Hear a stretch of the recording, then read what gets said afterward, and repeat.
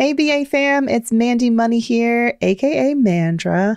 Listen, y'all, I want this to be the year when you finally learn how to be the badass negotiator that you have always wanted to be, whether you are plucking up your courage and trying to ask for a raise where you currently work, or you are ready to negotiate a damn good, juicy offer from a new job. I am here for you. I have got a 5-step signature salary negotiation strategy that I only teach in my free virtual Nail Your Negotiation masterclass. I've got one coming up in just a couple of weeks. You can sign up and save your spot at nailyournegotiation.com. That's nailyournegotiation.com. I can't wait to see y'all there. It's time for the BAQA. The BAQA. What you say? The BAQA with Mandy. The BAQA with Tiffany. The BAQA. It's Brown Ambition question and answers. You have questions. We have maybe some answers. We are not your attorney, your financial advisor, your doctor, your mama, but we are your favorite brown play cousins that are really smart. And we can answer questions about business, career, personal finance, negotiating, and such. And so come on into the room. We have a special guest here as well. We have Jenna Perkins. She is a nurse practitioner, a pelvic floor. What is it, Jenna? A pelvic health specialist, an intimate wellness specialist. We're figuring it out. We're carving. We're paving the way. The vulva queen. So she was, if you have not listened to the prior episode, go listen. It's amazing, especially if you have a vagina and vulva yourself. I think it'll be very helpful. But Jenna's going to be here within studio as we answer some questions. So first we're going to take a question from the actual mailbag, and then Jenna has a question for Mandy and I. So Mandy, you want to do it? You want to read it? Absolutely. Okay, let me see. All right. I'm laughing at the title. This is from someone who wants to go by the pseudonym Get Me Out of Jail. Okay. Remember the part where we said we're not your attorney or anything like that, but we'll do our best. Okay. Hello, ladies. I am a new follower listener and I love the podcast. I have a career related question. I've got a decent paying job in law enforcement, but I'm not happy with my career choice. When I pursued this career, I was single without kids, and now I realize that in the adult world, what I make is a little better than average, but not great. I'm afraid to leave because I'm not sure I will find a career that pays the way my current job does. I've got 2 degrees, but I'm not sure that I would like to pursue a career in either of those fields. How do you determine where to go next when you're so comfortable making a certain level of income? My husband is supportive and telling me to take the leap, but with 2 kids and a mortgage, I don't want to just leave something secure. Ooh, there's that word that I hate, on a whim. I know if I stay in this career, I will regret it in my old age. Help. Signed. Get me out of jail. All right. Maybe she's like a corrections officer or something. Dang. Okay. All right. This is one of those questions where I know she wants permission. Can we just like wave the permission wand? Yes. Save yourself. Yes. Permission granted to leave the career that you know. Like you said, who wants to regret something in their old age? Get on out of there. That's easier said than done, especially. The thing is, it's cute when you're quitting a job and changing careers when you're 22 with no children or a mortgage. But the stakes for her, they become higher. And I feel like for someone who's dealing with anxiety around making a career pivot, first you have to throw away all the opinions about, I should have this figured out by now, but I already invested so much time, like for the degrees, for example, and the idea that your job is secure and stable, because I just don't necessarily believe that any job is stable in the sense that it's, that you could never be let go, that you could never be fired, that you could never personally decide that you're done, and so for me, I would just say you need to unlearn those things, maybe those doubts in your mind that tell you that this is a safe path. It's only safe because you know it. It feels safe because it's the devil,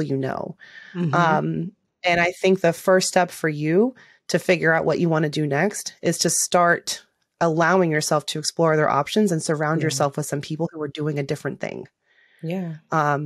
So how can you extend your network and extend that circle so that you can reach others who can help you start to be creative and imagine what a different path could look like for yourself. But I want to wave that permission wand. Yeah, no, I agree with Mandy. If this is all you've ever done, I mean, you say that you don't want to necessarily do a career what your degrees are. Well, if you've never had those jobs, you wouldn't necessarily know. So, to Mandy's point, maybe there's some networking you can do with people who have a similar degree or are working in that similar space. So you can kind of just get a bird's eye view of like, what do careers in that space look like? What have you enjoyed in the past? Oftentimes what I find is that the thing that you do, there's an underlying current. So I knew I thought I didn't want to teach anymore. But what I was really saying is I don't want to teach preschool anymore because I'm still a teacher.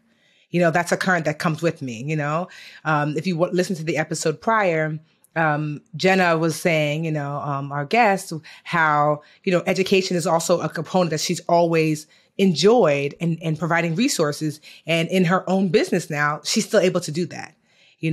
Mandy, when I first met Mandy, I mean, it's still the same Mandy, like she's bringing those same skill sets to her own business now. I'm not saying she should start a storyteller. Yes, exactly. Yep. And so I would maybe ask myself, what's the underlying current of what I'm doing at my current job? The part that I do actually enjoy. You don't have to throw out the baby with the bathwater, and ask yourself, can I apply this to another field? Because the answer absolutely is yes.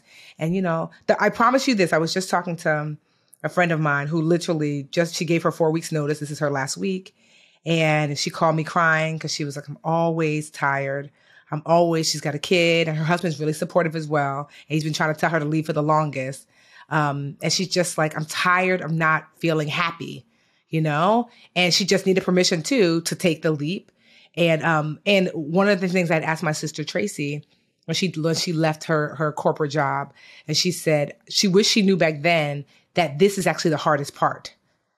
That the leap part is the hard, because you think it's only going to get worse. And she was like, actually, if you can get past that initial leap and those weeks and things after, it's still hard, but that's the actual hardest part. And so that's what I'll leave you with, in that, you can do it. You can get out of jail. We've given you the get out of jail free pass. Anything, Jenna, that you want to add, since you've taken the leap?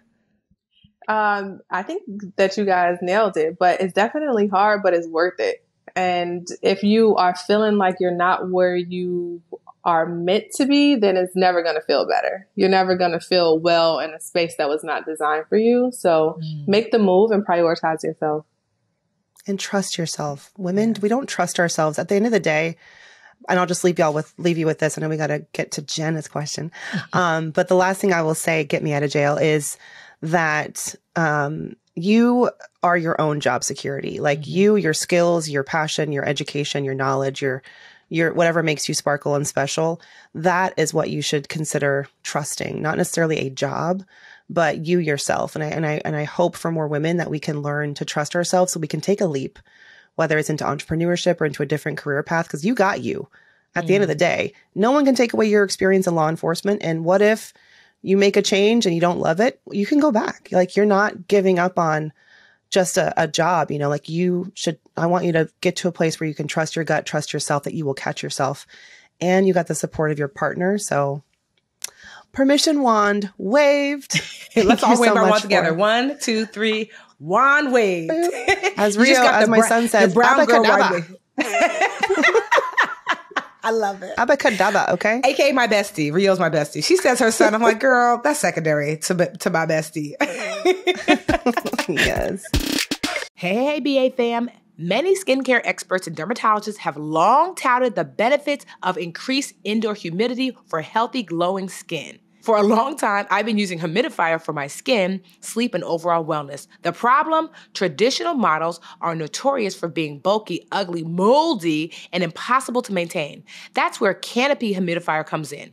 Canopy Humidifier is a completely reimagined humidifier that can help you elevate your home for the ultimate skincare and wellness.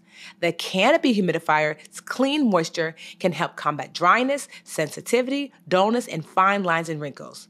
This humidifier promotes a healthy skin barrier and can help increase the efficiency of your topical care products. It's like a 2-for-1. Canopy Humidifier has a built-in aroma diffuser that uses the simple process of evaporation to fill your room with scented moisture. Go to getcanopy.co to save $25 on your Canopy humidifier purchase today with Canopy's filter subscription. Even better, use code BROWNAMBITION at checkout and save an additional 10% off your Canopy purchase. Your skin will thank you. All right. We are in the hot seat today with a special, special guest.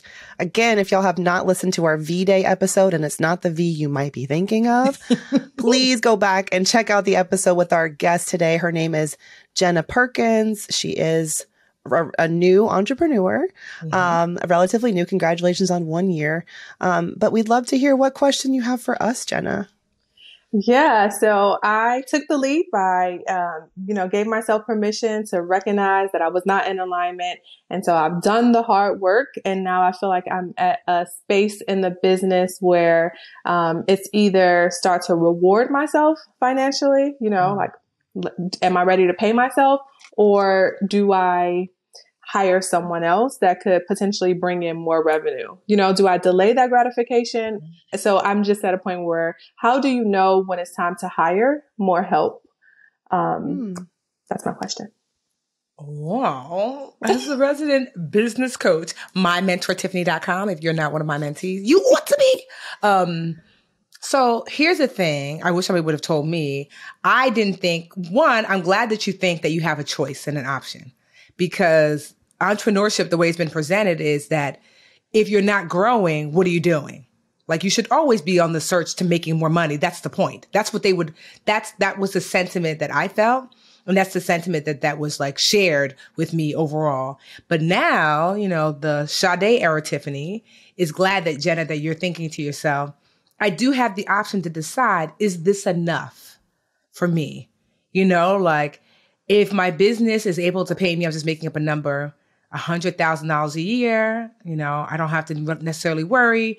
And this is enough for me. You actually get to decide that. Just because your business can make $1 million doesn't mean it ought to make $1 million, because nothing is more expensive than money to make. It costs. It costs time. It costs opportunity. It costs. And it's okay to knowingly pay that cost, but it should be something that you do it consciously. So whether or not you should grow or not is highly personal. Asking yourself, well, what is my desired outcome? Like, you have 2 little ones. How much time do I want to spend with the kids? You have financial obligations. How much do I need to make my life work? So you want to decide those things, and then you want to then wrap your business around your choices versus letting your business lead the way. That's the mistake I made for 15 years, is that the budgetista told me what to do, and Tiffany was holding on for dear life. But now I'm in the driver's seat, where I'm like, hey, I would like to not work March, August, and December. I would like to be done after 3:00. I would like not to start my day until 10. So I make those choices. And then I say, budgetista, figure it out, sis.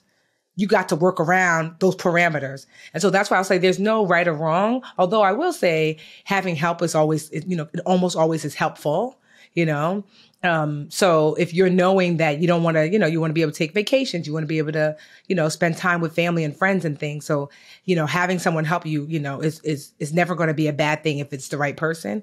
But I just want you to be conscious that, like, decide on what you want your life to look like, and then match the business around it. Match your revenue goals, your margins, how many people you want to work for you based upon, like, what are your actual life goals as Jenna, the wife and the mother and the woman and the independent person. I love that. Okay. Thank you.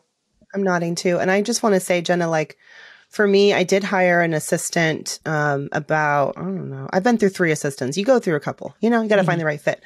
About 6 months into and I'm on my 3rd and best now. And I think what happened is giving myself time to figure out what it was that I needed. And for me, like, even more important than and I don't know, who are you thinking of hiring? Is it like an assistant or? Yeah, so I have a virtual assistant and I have a contract nurse practitioner. And so I need, like, someone in the clinic with me, like a medical assistant. I see. Okay, gotcha. Yeah, I was just going to say that for me, figuring out how to automate processes, especially, I know you're talking about courses in that part of your business. As you grow there, I wanted to lean more on the passive income side this past year, because I'm about to have another baby. And I know that I love the fact that I work like 3 hours a day. And I can still have a 6-figure business, and it's wonderful.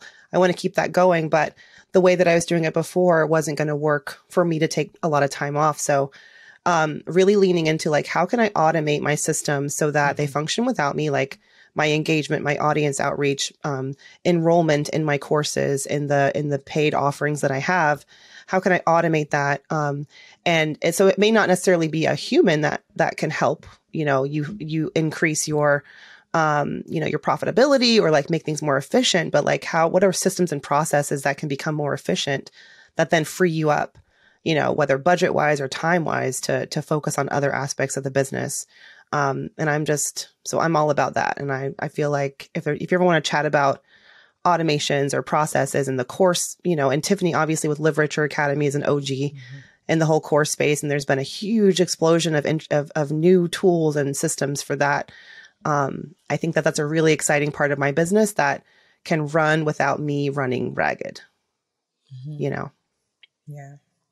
Okay. So this is just, you're giving me the permission wand to like, do it, just get it done. I know that I need to do the course. Now it's just a matter of like, okay, do it. Absolutely. Do it. 'Cause you can reach more people and you can scale, and you can still, and you're probably like me too. And like Tiffany, like I still want to feel like I'm engaging with people and I love getting to chat and do one-to-one.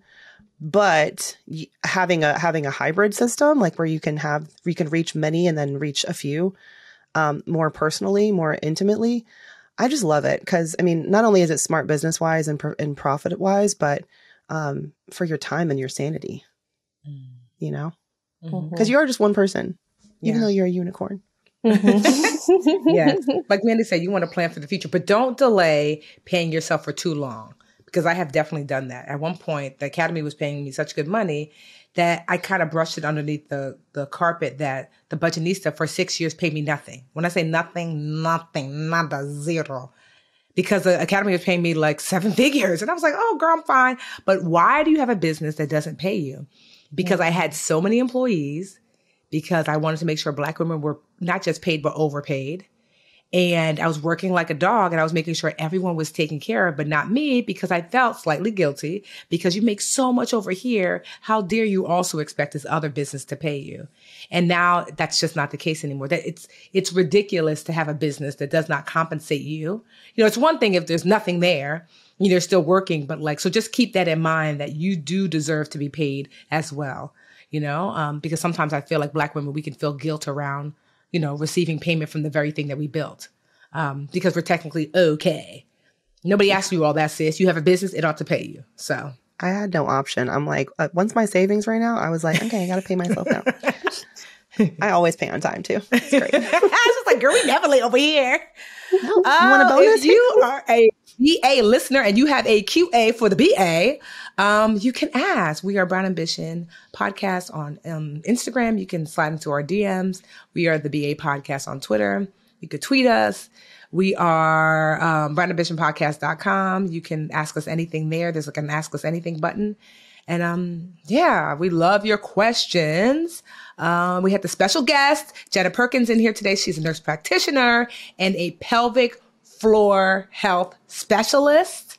Like Mandy and I said before, if you have not listened to the podcast prior to this one, the V-Day episode, V as in vagina and vulva. It's super awesome. Before we jump off, Jenna, just one more time for the people in the front and the back, where can the girls find you? The girlies can find me at Discover Her Health, DISCOVHER Health, and that's on Instagram, Facebook, and discoverherhealth.com. Thank you. Thanks so much for joining, Jenna. And if you have any pelvic floor questions, bypass us. Just go to Jenna, okay? Yeah, girl, because I don't know. I still be peeing on myself. We don't have a category for that on BA Q&A, okay? Me and Mandy just be coughing and peeing, child. We don't know. We'll do an update podcast for your progress. Yes. All right, y'all. Until next week. Bye-bye. Bye, BA fam. Hey, BA fam. We're on YouTube. Woohoo! Thank you so much for watching. Please like this video and subscribe to the channel. And while you're at it, why don't you go over to that little bell icon and just tap that for us. Show the BA fam how much you love us. And that way you'll also get notifications when new videos drop. Also, share the channel with a friend. We're always like, tell a friend, tell a friend, tell a friend. And thank y'all so much again for all the support.